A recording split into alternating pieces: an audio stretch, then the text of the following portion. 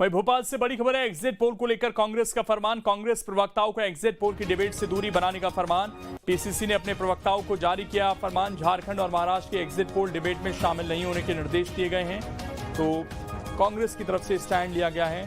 PCC ने अपने प्रवक्ताओं को फरमान जारी कर दिया है। एग्जिट पोल की डिबेट से दूरी बनाने का आदेश दिया गया है। झारखंड महाराष्ट्र के जो एग्जिट पोल हैं अब से थोड़ी देर में जो है आपको तमाम टीवी स्क्रीन पर दिखने शुरू होंगे, लेकिन कांग्रेस के प्रवक्ता जो हैं वो आपको डिबेट में दिखाई नहीं देंगे। पीसीसी की तरफ से ये फरमान जो है वो आया है। हालांकि पिछले कुछ एग्जिट पोल देखेंगे तो बुरी तरीके से गलत साबित होते हुए नजर आए हैं। चाहे लोकसभा चुनाव का एग्जिट पोल हो जिसमें बीजेपी के लिए मजबूत स्थिति दिखाई गई थी, लेकिन वैसा हुआ नहीं।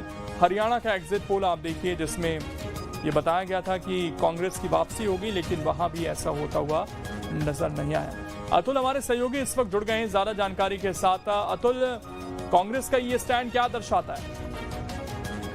देखिए लोकेश, अब से कुछ देर बाद एग्जिट पोल शुरू हो जाएगा और तस्वीर कुछ साफ दिखने चालू होंगी कि आखिर क्या जनता की राय थी झारखंड और महाराष्ट्र को लेकर। लेकिन इससे पहले कांग्रेस ने तमाम एग्जिट पोलों में डिबेट जो होगी उसके अंदर बहिष्कार किया है, शामिल होने के लिए मना कर दिया है। हालांकि ये फरमान एआईसीसी से जारी हुआ है और मध्य प्रदेश के अंदर भी इसको लागू कर दिया गया है। तभी तमाम प्रवक्ताओं को यही कहा गया है कि एग्जिट पोल की जो डिबेट रहेगी उस डिबेट के अंदर किसी प्रकार का कोई प्रवक्ता शामिल ना हो, पार्टी की तरफ से कोई भी पक्ष ना रखे।